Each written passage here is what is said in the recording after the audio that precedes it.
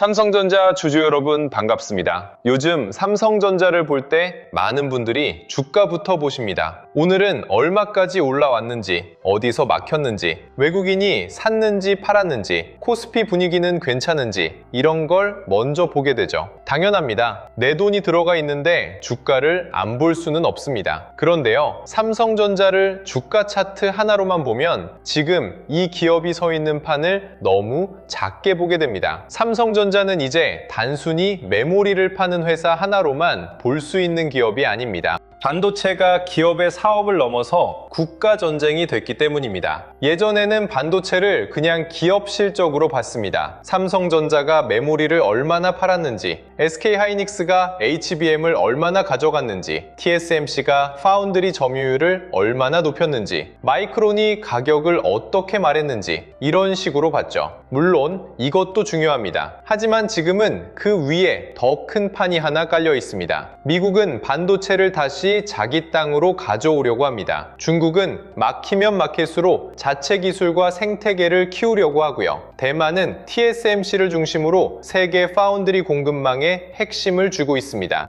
그리고 한국에는 삼성전자와 SK하이닉스가 있습니다. 이 구도를 이해하지 못하면 삼성전자를 너무 작게 보게 됩니다. 삼성전자 주가가 답답하냐 안 답답하냐만 보면 그냥 종목 하나의 문제처럼 보입니다. 그런데 조금 더 넓게 보면요, 삼성전자는 미국과 중국의 기술 전쟁, 대만의 파운드리 장악력, 한국의 메모리 경쟁력, 글로벌 AI 데이터 센터 투자까지 모두 연결된 자리에 서 있습니다. 그래서 오늘은 삼성전자를 오늘 오르냐 내리냐가 아니라 글로벌 반도체 패권 전쟁 속에서 왜 계속 봐야 하는 기업인지 차분하게 이야기해 보겠습니다. 먼저 미국부터 보겠습니다. 미국이 왜 그렇게 반도체에 집착할까요? 단순히 돈이 되는 산업이라서만은 아닙니다. 반도체는 이제 군사, AI, 클라우드, 전기차, 로봇, 자율주행, 데이터 센터까지 모두 연결되는 핵심 자산이 됐습니다. 쉽게 말하면요, 반도체를 못 잡으면 AI도 못 잡고, AI를 못 잡으면 다음 산업 주도권을 놓칠 수 있습니다. 그래서 미국은 반도체 생산을 다시 자국 안으로 끌어오려고 합니다. 엔비디아처럼 AI 칩을 설계하는 기업이 미국에 있고, AMD와 브로드컴, 퀄컴 같은 펠리스 기업도 미국에 있습니다. 마이크로소프트, 아마존, 메타, 구글 같은 빅테크들도 전부 미국 기업입니다. 이 기업들이 AI 데이터 센터를 지으려면 GPU가 필요하고, GPU가 필요하면 HBM과 서버용 메모리가 필요하고, 또 그 칩을 만들 파운드리와 장비, 패키징이 필요합니다. 그러니까 미국 입장에서 반도체는 더 이상 해외에서 싸게 사오면 되는 부품이 아닙니다. 국가 경쟁력의 심장입니다. 여기서 삼성전자가 왜 중요해지느냐? 미국이 반도체 공급망을 자기 편안에 묶으려고 할수록 삼성전자 같은 기업의 전략적 가치는 커집니다. 삼성전자는 메모리를 가지고 있고, 파운드리도 가지고 있고, 미국 투자도 진행하고 있습니다. 물론 TSMC처럼 파운드리에서 압도적 1위는 아닙니다. SK하이닉스처럼 HBM에서 시장의 기대를 먼저 받은 것도 사실입니다. 하지만 삼성전자는 메모리와 파운드리, 모바일, 전장, 가전, 디스플레이까지 연결된 보기 드문 종합반도체 기업입니다. 미국이 원하는 건 안정적인 공급망입니다. AI 시대에는 특정 한 회사만 잘해서는 부족합니다. GPU가 있어도 메모리가 부족하면 안 되고, 메모리가 있어도 생산 능력이 불안하면 안 됩니다. 장비와 소재, 패키징, 전력까지 모두 연결돼야 하죠. 그래서 삼성전자를 볼 때는 단순히 요즘 HBM이 늦었냐만 보면 안 됩니다. 미국 중심의 AI 공급망 안에서 삼성전자가 어떤 자리를 다시 잡을 수 있는지를 봐야 합니다. 이번에는 중국입니다. 중국은 미국과 정반대 입장입니다. 미국은 막으려고 하고 중국은 뚫으려고 합니다. 미국이 첨단 AI 칩 수출을 제한하면 중국은 자체 AI 칩을 키우려고 하고요. 미국이 반도체 장비와 기술을 막으면 중국은 자국 생태계를 더 강하게 밀어붙이려 합니다. 화웨이, SMIC, CXMT 같은 기업들이 계속 거론되는 이유도 여기에 있습니다. 중국은 반도체를 포기할 수 없습니다. 왜냐하면 AI 경쟁에서 뒤처지면 산업 전체가 뒤처질 수 있기 때문입니다. 중국의 빅테크도 AI 모델을 키워야 하고, 클라우드도 키워야 하고, 자율주행과 로봇 산업도 키워야 합니다. 그런데 여기에 필요한 첨단 칩을 계속 외부에만 의존할 수는 없죠. 그래서 중국은 막히면 막힐수록 자체 반도체를 키우려 합니다. 이 흐름은 삼성전자에게 두 가지 의미가 있습니다. 하나는 위협입니다. 중국이 범용 메모리와 일부 반도체 영역에서 계속 추격하면 가격 경쟁이 생길 수 있습니다. 특히 범용 디램이나 낸드 쪽에서는 중국의 생산업대가 시장에 부담이 될 수 있어요. 삼성전자와 SK하이닉스가 계속 고부가 제품으로 올라가야 하는 이유가 바로 여기에 있습니다. 다른 하나는 기회입니다. 미국과 중국의 기술 갈등이 커질수록 글로벌 기업들은 공급망을 다시 짜게 됩니다. 한 나라, 한 회사, 한 지역에만 의존하는 걸 줄이려고 하죠. 그 과정에서 한국 반도체의 전략적 가치는 다시 올라갈 수 있습니다. 삼성전자가 단순히 싸게 많이 파는 회사가 아니라 안정적으로 공급할 수 있는 글로벌 핵심 기업으로 다시 평가받을 여지가 생기는 겁니다. 그러니까 중국의 추격은 무조건 나쁜 뉴스만은 아닙니다. 위협이면서 동시에 삼성전자가 왜 더 높은 기술과 고부가 제품으로 가야 하는지를 보여주는 압박입니다. 투자자 입장에서는 이걸 봐야 합니다. 중국이 따라오니까 끝났다, 이렇게 볼 게 아니라요. 중국의 추격이 삼성전자에게 어떤 제품군에서는 부담이 되고 어떤 영역에서는 오히려 고부가 전환을 더 빠르게 요구하는지 구분해야 합니다. 대만은 또 다른 이야기입니다. 대만에는 TSMC가 있습니다. TSMC는 글로벌 파운드리 시장에서 압도적인 위치를 차지하고 있고 애플, 엔비디아, AMD, 브로드컴 같은 핵심 고객을 가지고 있습니다. 이건 단순한 기업 경쟁력이 아닙니다. 대만의 국가 경쟁력입니다. 세계가 대만을 함부로 볼 수 없는 이유 중 하나도 여기에 있습니다. 첨단 칩 생산의 핵심이 대만에 몰려있기 때문입니다. TSMC가 강하다는 건 삼성전자에게 부담입니다. 삼성전자 파운드리가 비교될 수밖에 없으니까요. 고객 수, 수율, 공정 안정성, 생태계에서 TSMC와의 격차는 여전히 큽니다. 이건 인정해야 합니다. 그런데 여기서도 하나 더 봐야 합니다. TSMC가 너무 강하다는 건 동시에 글로벌 공급망이 너무 한쪽에 몰려있다는 뜻이기도 합니다. AI 칩 수요가 커지고 국가 간 긴장이 커지고 데이터 센터 투자가 계속 늘어나면 기업들은 한 곳에만 의존하는 구조를 부담스러워할 수 있습니다. 물론 그렇다고 삼성전자가 당장 TSMC를 따라잡는다는 이야기는 아닙니다. 그렇게 보면 또 희망회로가 됩니다. 하지만 글로벌 기업들이 공급망 다변화를 고민할수록 삼성전자 파운드리와 메모리의 전략적 의미는 사라지지 않습니다. 삼성전자는 지금 증명해야 할 게 많습니다. 2나노, GAA, 수율, 고객 확보, 파운드리 수익성까지 갈 길이 멉니다. 하지만 이 사업을 포기하고 볼 수 없는 이유도 여기 있습니다. 국가전쟁이든 반도체 시장에서는 단순히 오늘 잘 버는 기업만 중요한 게 아닙니다. 누가 다음 공급망의 대안이 될 수 있는지도 중요합니다. 삼성전자는 바로 그 질문 속에 들어가 있는 기업입니다. 이제 한국을 봐야 합니다. 한국은 반도체 없이는 설명하기 어려운 나라입니다. 수출에서도 반도체 비중이 크고 코스피에서도 삼성전자와 SK하이닉스의 영향력이 큽니다. 외국인이 한국 시장을 볼 때도 결국 삼성전자와 SK하이닉스를 먼저 봅니다. 왜냐하면 한국 시장의 대표 얼굴이기 때문입니다. 한국은 미국처럼 AI 빅테크가 압도적으로 많은 나라는 아닙니다. 중국처럼 거대한 내수 시장과 국가 주도 생태계가 있는 것도 아니고요.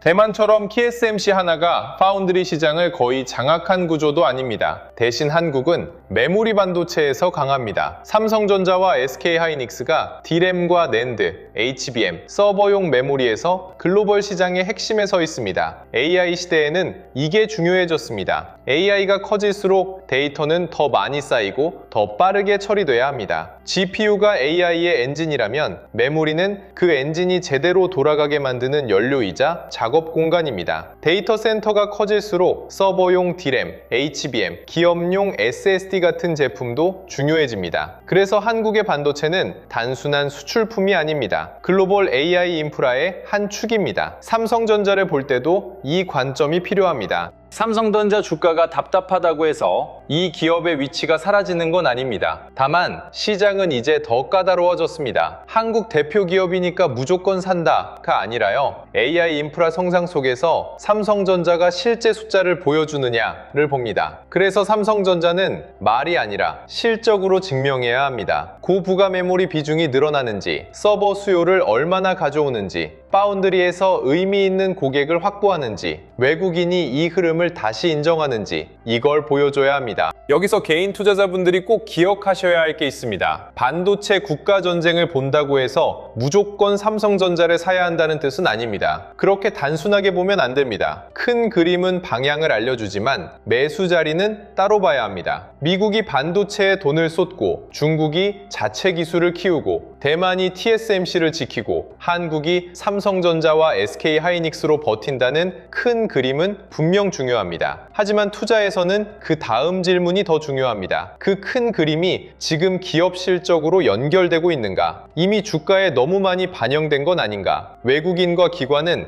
이 흐름을 실제로 사고 있는가? 내가 감당할 수 있는 비중으로 들어가 있는가? 이걸 봐야 합니다. 주식시장에서 가장 위험한 건 큰 이야기에 취해서 내 계좌의 기준을 잃는 겁니다. 반도체는 국가전쟁이니까 무조건 오른다. 삼성전자는 한국 대표니까 언젠가 간다. 이런 말은 듣기에는 편하지만 투자 기준으로는 부족합니다. 큰 그림을 보되 숫자로 확인해야 합니다. 스토리를 보되 가격과 수급을 같이 봐야 합니다. 국가전쟁이라는 말에 흥분하기보다 그 전쟁 속에서 누가 돈을 벌고 있는지 차분하게 확인해야 합니다. 이게 삼성전자를 보는 더 현실적인 방법입니다. 정리하면 이렇습니다. 반도체는 이제 기업 하나의 사업이 아닙니다. 미국은 공급망을 자기 편으로 묶으려 하고, 중국은 마켓으로 자체 생태계를 키우려 합니다. 대만은 TSMC를 통해 첨단 파운드리의 중심을 잡고 있고, 한국은 삼성전자와 SK하이닉스로 메모리와 AI 인프라의 길목에 서 있습니다. 이 판에서 삼성전자는 여전히 중요한 기업입니다. 하지만 중요한 기업이라는 말만으로 주가가 계속 올라가는 건 아닙니다. 이제 시장은 삼성전자에게 더 많은 걸 요구합니다. 좋은 이야기보다 좋은 숫자, 큰 투자보다 수익성, 대표 기업이라는 이름보다 실제 경쟁력, 이걸 보여달라고 요구하고 있습니다. 그래서 삼성전자를 볼 때는 하루 주가만 보지 마시고요. 세계가 왜 반도체에 돈을 쏟는지, 미국과 중국이 왜 이렇게까지 싸우는지, 대만의 TSMC가 왜 중요한지, 그리고 그 사이에서 한국의 삼성전자가 어떤 역할을 할 수 있는지를 같이 보셔야 합니다. 그 구도를 이해하면 삼성전자를 너무 작게 보지 않게 됩니다. 동시에 너무 쉽게 기대하지도 않게 됩니다. 큰 그림 속에서 기회를 보고 숫자로 확인하면서 대응하는 것, 그게 지금 삼성전자 투자자에게 가장 필요한 관점입니다. 자, 오늘 이야기의 핵심은 결국 이겁니다. 반도체는 이제 기업 싸움이 아니라 국가 전쟁이 됐습니다. 미국, 중국, 대만, 한국이 모두 자기 방식으로 반도체에 돈을 쏟고 있고요. 그 안에서 삼성전자와 SK하이닉스, TSMC, 엔비디아, ASML, 마이크론 같은 기업들이 각자 다른 위치를 차지하고 있습니다. 그러니까 삼성전자를 볼 때도 단순히 오늘 주가가 올랐는지, HBM 뉴스가 나왔는지, 파운드리 이야기가 좋았는지만 보면 부족합니다. 앞으로 돈이 어느 산업으로 움직이고 그 과정에서 어떤 기업들이 길목을 잡는지 같이 봐야 합니다. 그래서 오늘 내용과 연결해서 시장을 넓게 볼 수 있는 자료를 준비했습니다. 자료 이름은 앞으로 5년 돈이 움직일 기업 지도입니다. 이 자료는 지금 당장 살 종목을 찍어 놓은 표가 아닙니다. 기업이 무엇으로 돈을 버는지, 최근 실적은 왜 달라졌는지, 회사가 공식적으로 발표한 투자 계획은 무엇인지부터 정리했고요. 앞으로 1년, 3년, 5년 동안 어떤 숫자가 확인돼야 기업 가치가 달라질 수 있는지도 함께 담았습니다. 회사 발표와 시장 전망은 섞지 않도록 구분했고요. 적정가도 숫자 하나만 보여주는 게 아니라 어떤 실적과 조건을 적용했을 때 나오는지 확인할 수 있게 구성했습니다. 시장은 반도체, IT 및 플랫폼, 자동차 및 모빌리티, 화학 및 소재, 증권, 은행, 제약 및 바이오, 전력 및 인프라까지 8개 섹터로 나눴습니다. 돈은 한 종목에만 머물지 않습니다. AI 데이터 센터 투자가 늘어나면 반도체에서 시작해서 서버용 D램, 기업용 SSD, 후공정, 패키징, 전력기기와 냉각 장비까지 번질 수 있습니다. 자동차도 현대차와 기아만 보는 게 아니라 자율주행, 전장, 배터리, 로봇으로 연결되고요. 그래서 이 자료는 단순한 종목표가 아니라 돈이 어느 길을 따라 이동할 수 있는지 보는 지도에 가깝습니다. 자료 안에는 각 섹터에서 계속 관찰할 대표 기업 68개도 정리해놨습니다. 반도체에서는 삼성전자와 SK하이닉스뿐 아니라 한미반도체, HPSP, 리노공업, ISC처럼 장비와 부품, 테스트에 연결되는 기업들을 함께 볼 수 있고요. IT와 플랫폼에서는 네이버와 카카오, 자동차에서는 현대차와 기아, 현대모비스를 중심으로 전장과 자율주행 흐름까지 볼 수 있게 했습니다. 화학과 소재, 증권, 은행, 제약 및 바이오, 전력 인프라까지 시장의 돈이 어디로 퍼지는지 빠르게 확인할 수 있습니다. 중요한 건 68개 기업을 모두 사야 한다는 뜻은 아닙니다. 시장이 어떤 섹터를 선택하고 있는지, 대장주에서 후속주로 돈이 퍼지고 있는지 확인하기 위한 관찰 목록입니다. 삼성전자는 별도 심층 문서 페이지로 구성했습니다. 메모리 반도체와 파운드리, 스마트폰과 가전, 디스플레이와 전장 사업이 각각 어떤 역할을 하는지부터 확인할 수 있고요. 최근 매출과 영업이익이 어느 사업부에서 달라졌는지, 재고와 설비 투자, 현금 흐름은 어떤 방향인지도 함께 정리했습니다. 삼성전자를 차트만 보면 놓치는 게 많습니다. 메모리 가격이 올라도 재고가 충분히 줄지 않으면 이익 회복이 늦어질 수 있고요. 매출이 늘어도 HBM이나 첨단 파운드리에서 수익성이 따라오지 못하면 시장이 기대한 만큼 평가받기 어렵습니다. 그래서 1년 안에는 HBM 고객사 확대와 첨단 제품 양산, 수율과 재고 변화를 보고요. 3년 구간에서는 설비 투자가 실제 매출과 이익으로 돌아오는지, 파운드리 고객과 점유율이 늘어나는지를 확인해야 합니다. 5년 구간에서는 반도체뿐 아니라 전장, 로봇, AI 기기와 데이터 센터 관련 사업이 새로운 이익축이 되는지까지 봐야 합니다. 삼성전자 외에도 네이버, 현대차, LG화학, 미래에셋증권, KB금융, 삼성바이오로직스처럼 각 업종 대표 기업을 같은 방식으로 정리했습니다. 사업 구조와 최근 실적, 경쟁력과 공식 투자 계획을 먼저 보고요. 1년, 3년, 5년 뒤 어떤 숫자가 확인돼야 하는지도 함께 볼 수 있습니다. 기업마다 돈을 버는 방식이 다르기 때문에 모든 기업에 같은 기준을 적용하면 안 됩니다. 네이버는 AI 투자가 검색과 광고, 커머스 매출로 연결되는지 봐야 하고요. 현대차는 하이브리드와 전기차, 소프트웨어 중심 차량과 로봇 사업이 성장축이 되는지 확인해야 합니다. 금융회사는 이자 이익만 보는 게 아니라 자사주 매입과 소각 같은 주주 환원까지 봐야 하고, 제약 및 바이오는 생산 능력과 신규 수주, 임상과 허가 진행 상황을 나눠서 봐야 합니다. 적정가도 보수적, 기준, 낙관적 세 가지로 나눴습니다. 삼성전자의 경우 HBM과 첨단 공정 수익성 개선이 늦어지고 메모리 업황이 약하면 보수적인 평가를 적용하고요. 메모리 업황이 정상적으로 회복되고 회사가 계획한 수준으로 이익이 늘어나면 기준 시나리오를 보게 됩니다. 여기에 시장 점유율 회복과 신규 사업 성과까지 확인된다면 낙관적인 평가가 가능해집니다. 중요한 건 목표가 숫자 하나가 아닙니다. 어떤 실적이 나와야 그 가격이 성립하는지, 반대로 어떤 조건이 무너지면 다시 낮춰야 하는지가 더 중요합니다. 마지막에는 실제 매수 전에 확인할 체크리스트를 넣었습니다. 이 회사가 무엇으로 돈을 버는지 내가 설명할 수 있는지, 매출과 이익뿐 아니라 실제 현금이 들어오는지부터 확인하고요. 외국인과 기관 자금, 거래 대금, 섹터 확산 여부도 함께 보게 했습니다. 현재 가격이 돌파 구간인지, 조정 뒤 회복 구간인지, 이미 기대가 과하게 반영된 과열 구간인지도 구분할 수 있고요. 비중이 너무 몰려있지는 않은지, 분할 진입 계획과 손실 제한 기준이 있는지, 투자 기간은 어느 정도인지도 점검하게 했습니다. 좋은 기업과 좋은 매수 자리는 같은 말이 아닙니다. 그래서 기업의 성장성과 현재 가격, 시장 수급과 내 계좌의 비중을 따로 판단할 수 있도록 만든 겁니다. 자료가 필요하신 분들은 영상 아래 더보기란에 있는 파란색 링크를 눌러 신청해 주시면 됩니다. 그리고 채널 구독과 좋아요를 눌러주시고요. 댓글에는 확인할 수 있도록 구독 완료라고 4글자만 남겨주세요. 신청해 주신 분들에 한해서 확인되는 순서대로 자료를 보내드리겠습니다. 이 자료는 지금 당장 사야 할 종목을 찍어 놓은 표가 아닙니다. 앞으로 5년 동안 돈이 어느 산업으로 움직일지, 그리고 그 과정에서 어떤 기업의 실적과 계획을 확인해야 할지를 미리 펼쳐놓고 보는 지도입니다.